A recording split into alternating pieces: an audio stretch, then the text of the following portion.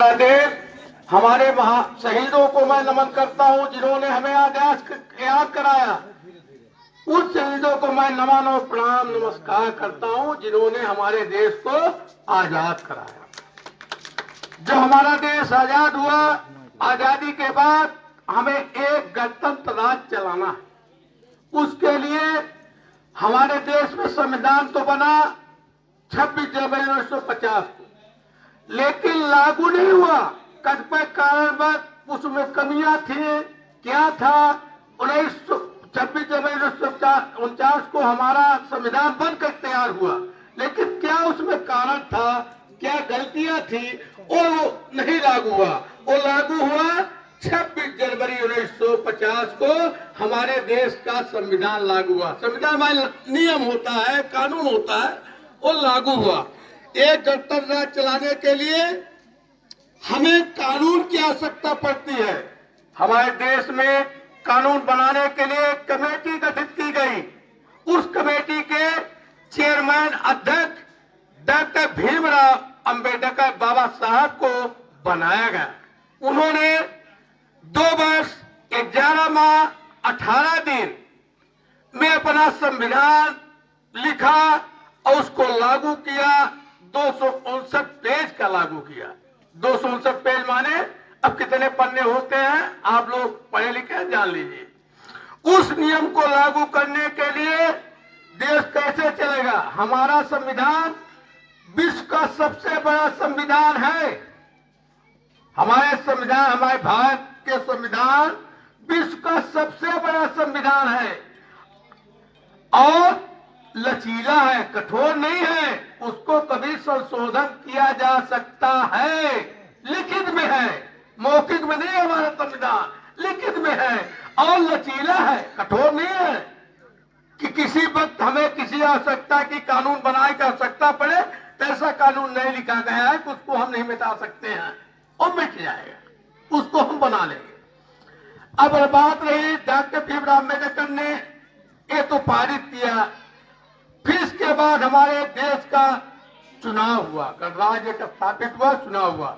सबसे पहले हमारे देश के प्रथम प्रधानमंत्री पंडित जवाहरलाल नेहरू बने। कौन बने? पंडित जवाहरलाल नेहरू। और राष्ट्रपति कौन बने? डॉक्टर राजेंद्र प्रसाद। हमारे देश के प्रथम राष्ट्रपति डॉक्टर राजेंद्र प्रसाद बने और प्रथम प्रधानमंत्री हमारे देश के पंडित जवाहरलाल नेहरू बने। उनकी अध्यक्षता, उनकी कार्यशैली में वही प्रक्रिया चल रही है। इसलिए हम जिस तरह से जब बच्चा पैदा होता है तो उसकी वर्षगांठ मनाते हैं, जन्मदिन मनाते हैं, तो जो हमारा देश का संविधान बना उसकी वर्षगांठ हम मनाने आए हैं कि 26 जनवरी 1950 को हर वर्ष हम जो है तो उसकी वर्षगांठ मनाएंगे और डीजे बाजे ढोल नगाड़े एक साथ बजाएंगे। हमारे कहने का तात्पर्य है, आप सब पढ़े लिखो। डॉक्टर भीमराव अम्बेडकर के मैं थोड़ा हिस्ट्री बता दूं, हिस्ट्री इंग्लिश है, उसका इतिहास बता दूं। डॉक्टर भीमराव अम्बेडकर एक गरीब जात के थे। डॉक्टर भीमराव अम्बेडकर एक गरीब जात के थे और डॉक्टर बने, लेकिन डॉक्टर 4 बार पीएचडी किए।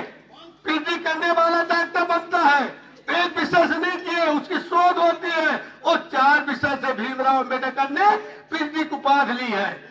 और जब पीएचडी की उपाधि लेकर के अपने गांव पहुंचे तो उनके नाम के पहले लिखा था डॉक्टर भीमराव अम्बेडकर।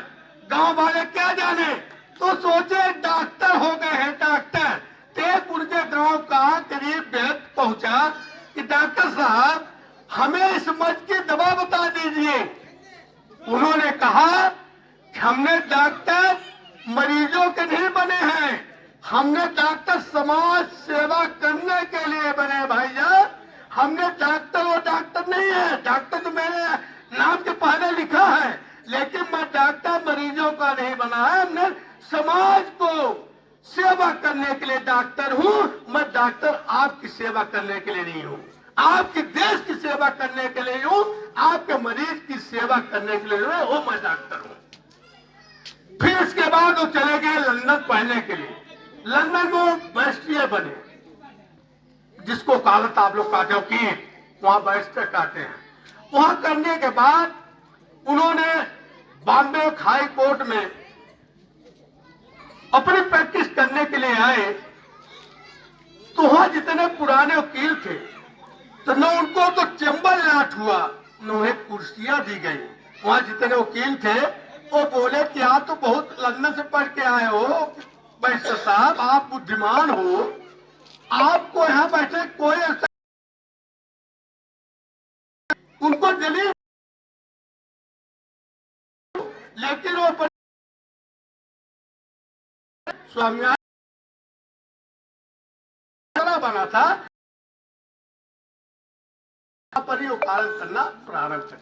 एक सेठ का लड़का किसी केस में फंसा था, पूरे वकील लगे थे, लेकिन जो तो क्या हुआ कि जज साहब वहां के उस सेठ के लड़के को फांसी की सजा दे दी।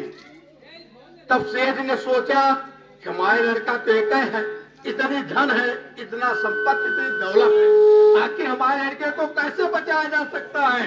तो उन्होंने सोचा कि अभी डॉक्टर भीमराव अम्बेडकर ने लंदन से बैरिस्टर करके आए हैं, बैरिस्टर हैं, वकील हैं, मैं उनके पास चलता हूँ। उनके पास जब पहुंचे तो बोले क्यों सेठ साहब कहाँ आए हो? कहीं हमारा हजूर एक लड़का था, उसको फांसी की सजा दे दी है, आप बचा पाओगे कि नहीं?